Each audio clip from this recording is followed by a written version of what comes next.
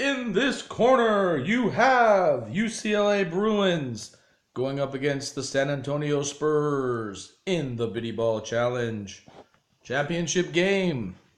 So, you guys, I'm not sure if you saw that whole spiel on Instagram, but I really got into it. um, Let me just say that it was a great season, and let me just get into the results here of the Biddy Ball Championship. You had the San Antonio Spurs taking on the Minnesota T-Wolves in their matchup, and they were facing UCLA. So you had San Antonio, a number 2 seed in the NBA, facing UCLA, a number 2 seed. Both those teams knocked off the team ahead of them, the number 1 seeds, to make it to the championship game. Golden State fell to San Antonio, and Louisville fell to UCLA. So Saturday night, it was the main event. I don't care how many people were watching UFC or watching that boxing match that kind of sucked between Thurman and Garcia, but I was watching basketball and I had my channel, my remote, and I was flipping back and forth.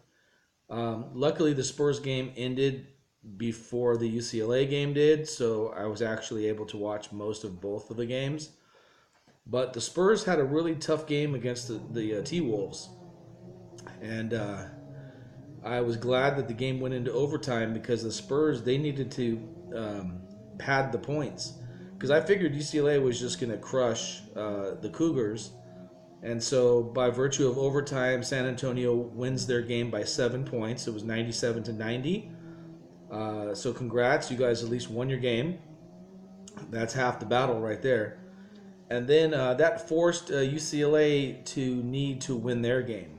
So, and not only win, but they had to win by 8 points or more since San Antonio won by 7. So, as it turned out, they were only leading Washington State, which was a far inferior team. They were playing at home as well, the UCLA was, and it was senior night. So Kareem Abdul-Jabbar, Lou Alcindor, or whatever you want to call him, he was in the audience. They were honoring, I think it was the 67, 68 team. And so they had every reason just to show up and show off. But it was a tight game. It was a lot tighter than I thought it was going to be. So I'm thinking, wow, we got ourselves a great championship game, even though, not too many people picked the Spurs or UCLA to be in it.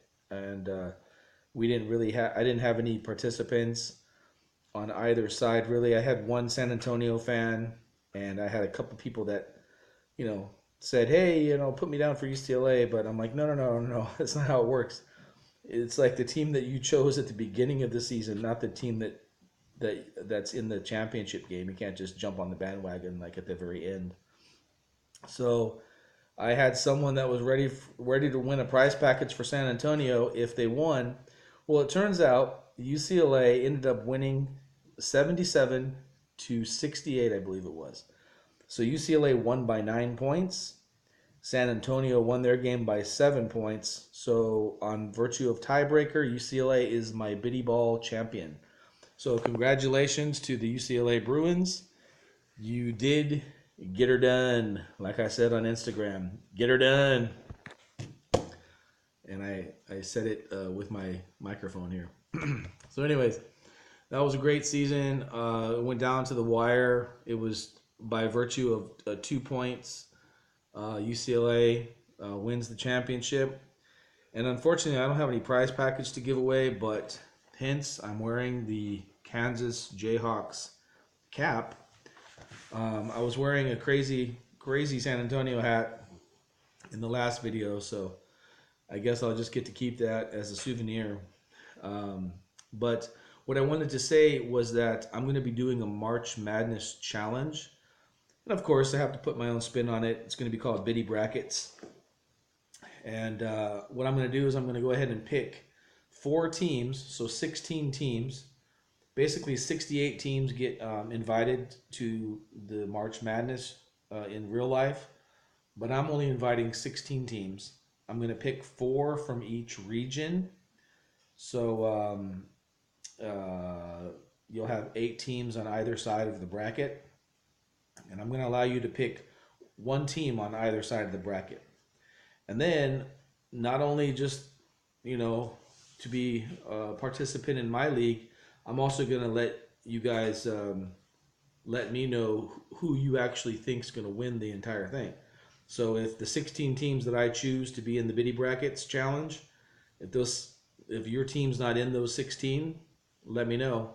Go ahead and give me 4 teams. Pick 2 of the ones that I have in my challenge, and go ahead and give me two other ones. And if you make it all the way with one of those teams, you're going to get a prize, guaranteed. So that being said, they announced the brackets on Sunday. So I'll be back here on Sunday to let you know the 16 teams that I'm inviting to the Biddy Brackets Challenge. And go ahead and put your comments. I can read it much better if you guys make comments on Instagram. You're going to have to follow me, obviously, and then I'm going to have to follow you back. But on any basketball post that I do, just go ahead and make a comment and let me know your teams. And I'll know that you're engaged and you want to participate. And then I'll go ahead and make sure that, you have a chance of winning the Biddy Brackets Challenge. All right, you guys, just to give you another heads up, after that, I'm going to take a break. I'm going to enjoy the NBA Finals and take a breather from these YouTube videos for a bit.